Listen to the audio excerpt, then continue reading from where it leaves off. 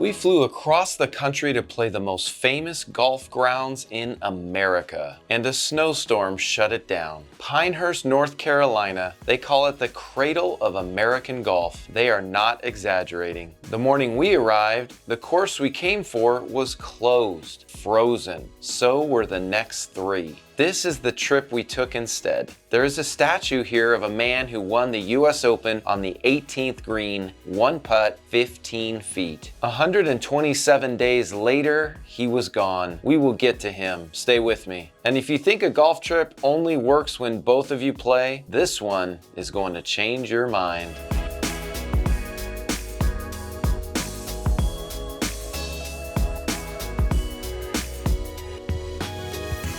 First, how you get here. You fly into Raleigh, rent a car, and drive a little over an hour south into the sandhills of North Carolina. We landed in the middle of what the news was calling an Arctic blast. Lexi took one look out the window and called it brown and dead and white with snow. She was not wrong. We touched down in Raleigh, Durham. The Arctic blast is in full session. Got our rental car. We're heading out towards Pinehurst, North Carolina. Let me show you what Lexi's up to. Got her TikTok and Instagram going. Look at that. Very important stuff. It is important. Isn't it beautiful out here, babe? Do you see it all?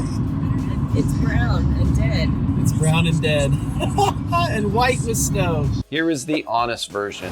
We had it all mapped out. Pinehurst number 2.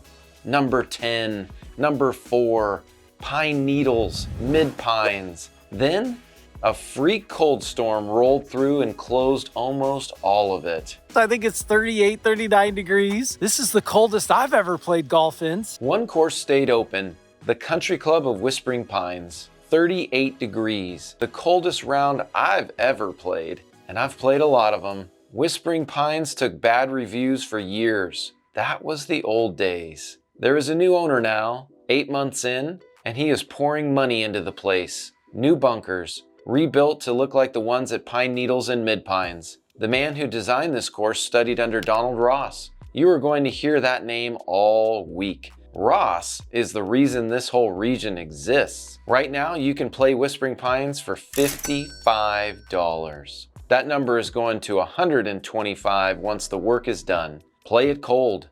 Play it now. You will not see $55 here again.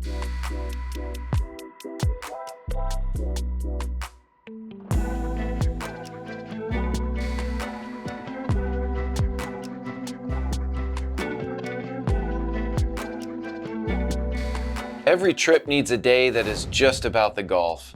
This was ours. Legacy. A Nicholas design. It was his son's first solo design in the country. Our new friends Carl and Carolyn own a home out in Pinehurst. We met not long ago at Pelican Hill in California. He said, "Come to Pinehurst.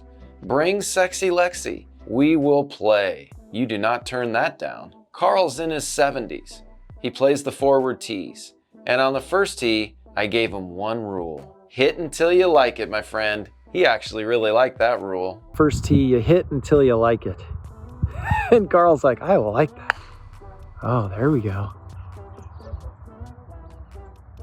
There he goes. Nice one up there. I think he'll like that one. Then we played a little money match. A Nassau. Front 9, back 9, and the total. I gave him 7 strokes. I shot 41 on the front and won it by 2. Felt good about myself. Then the back 9 went all the way to the 18th. Carl kept making putts. I kept lipping them out.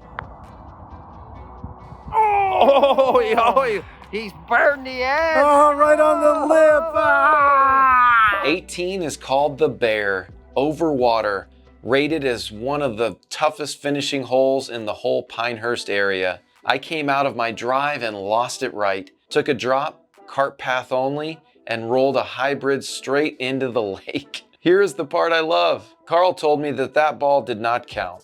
Nobody had warned me the lake was even there. That is who you want to play golf with. He won the back by a shot and swept the side bets. I hung on for the overall. They have also just finished a little 3-hole par 3 course here called the Cub. It wraps around the clubhouse and the lake. If it is open when you visit, take the lap. I have played this game my whole life. The round I kept telling people about is the one I nearly lost to a friend in his 70s playing the forward tees. Bring someone. Play for $1. That is the day you remember. Won the front by 2, I think. Lost the back by 1. And then I think I won the overall, but he got the greenies. The last three net birdies.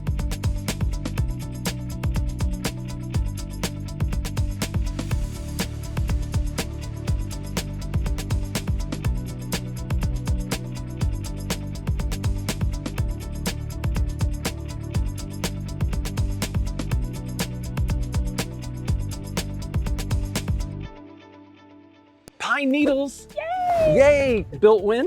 1927, almost Crazy. 100 years ago. That's insane. Crazy. And Donald Ross, it's part of 2 other sister courses, Mid Pines, Southern Pines, Pine Needles, all Donald Ross. This was women's US Open course multiple times. The last one is 2022. The signature par 3, number 3 over water. Now the heart of it. 3 courses sit within a few minutes of each other. Pine Needles, Southern Pines, Mid Pines. Same man designed all 3, Donald Ross.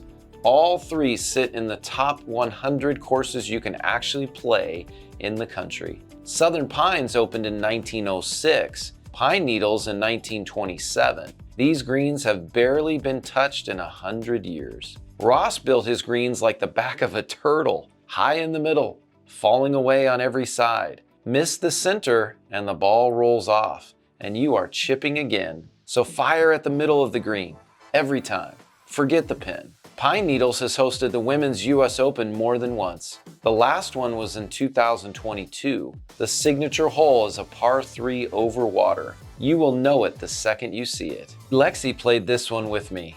She freely admits she is not chasing 18 holes every day. She is also a better putter than I am. Watch her lag it up and call it the friendship zone. Here she goes. Pretty darn good little lag right there. That's like in the gimme range. That's the friendship zone. So here is my ranking, and I played all 3. Mid Pines, 3rd. Pine Needles, 2nd. Southern Pines, 1st. Somebody has to be 3rd. Come play all 3 and tell me I am wrong.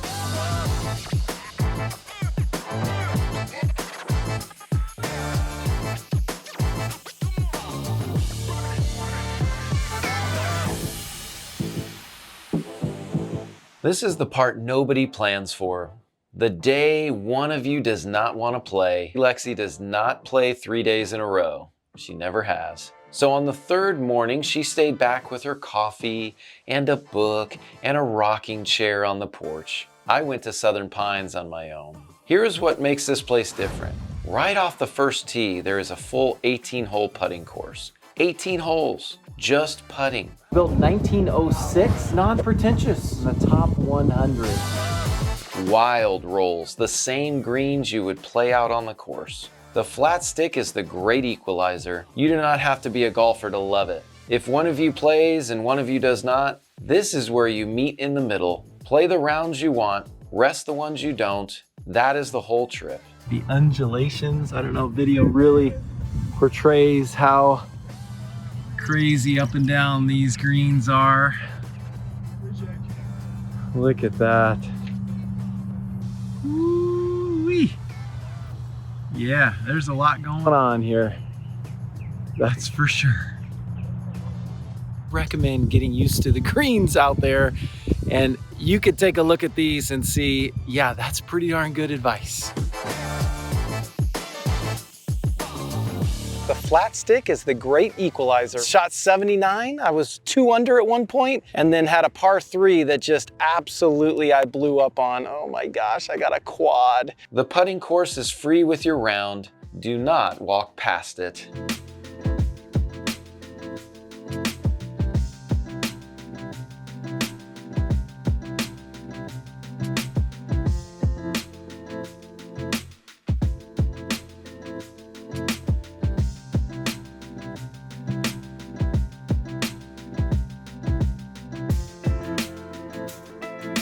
By now, you have seen a lot of Donald Ross.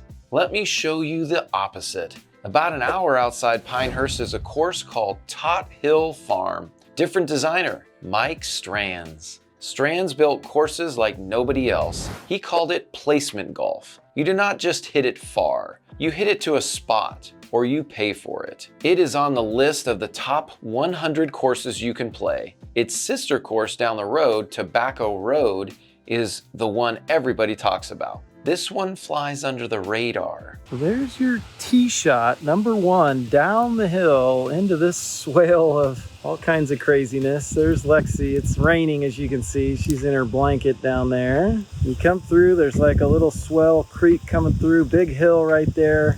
And then you get onto the green. And I think I hit a wonderful shot. Somebody else did as well. That's pretty darn good shooting right there.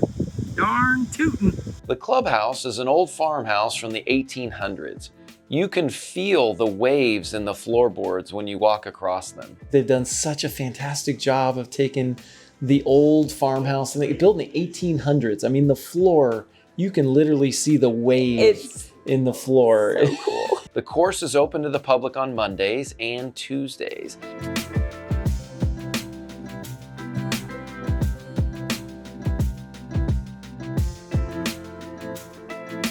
Lexi came along and watched from a blanket in the cart. Rained the whole time. She was not playing this one, and that was fine. Right behind the par 5 is the tee box, where this little naughty par 3. Look at this beauty. Gorgeous. He hit a good shot in there, that guy. This is the round where you swing with your gut. Every tee shot asks a question. We played it soaked, and I did not want to leave. If Donald Ross is a history lesson, Tot Hill is a dare. Take it. Just finished Tot Hill Farm, and what a blast. Wow, that was so much fun. Super unique course. You have to take pride in shot making, right? And be gutsy. I love the hero shots, and you definitely get them out here. And the staff, shout out to Big John and Brad, amazing. They got a wonderful pro shop, fully stocked.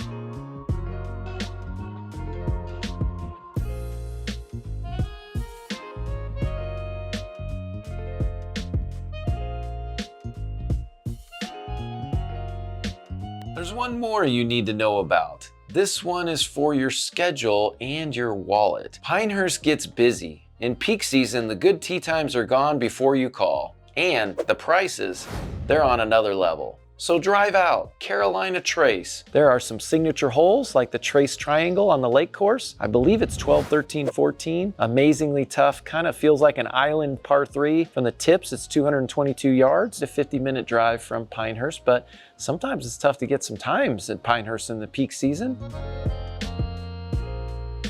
Robert Trent Jones Sr. designed it. 36 holes, a creek course and a lake course. The lake course has a stretch they call the Trace Triangle. There is a par 3 there that plays like an island green. 222 yards from the back tees. It makes your hands shake a little.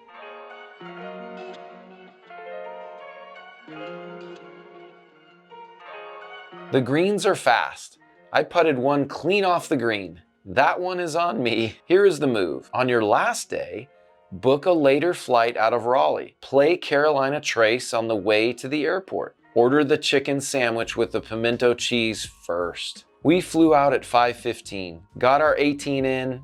Perfect.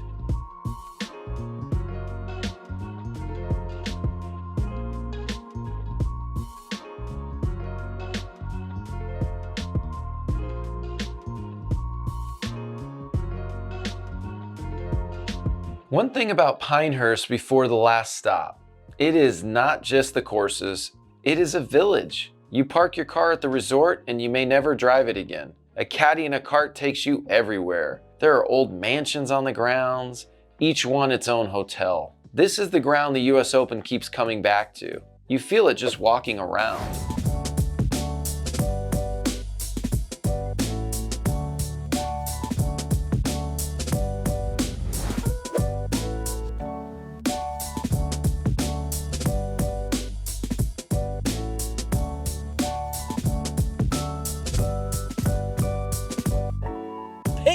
Stewart. And in the middle of it all, there is a statue, which brings us back to the man on it, Pinehurst No. 2, the course we came for, the one the snow closed on day 1. This is where Payne Stewart won the US Open, June 20th, 1999, a 15-foot putt on the 18th green.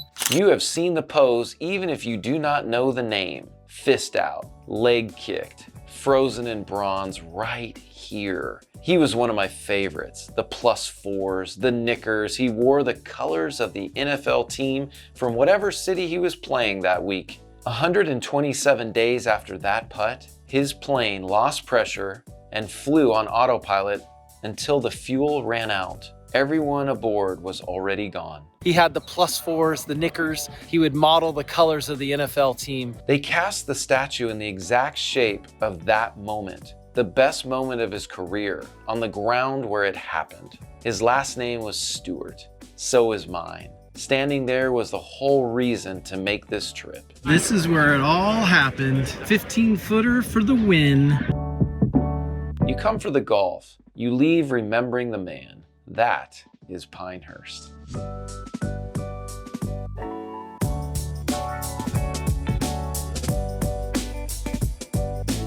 If you are planning your own trip, our next Pinehurst video ranks all 8 courses we played, best to worst, so you know exactly where to spend your days. Link is in the description. We travel as a couple around real life. If that is you, hit subscribe and come along. See you on the next one.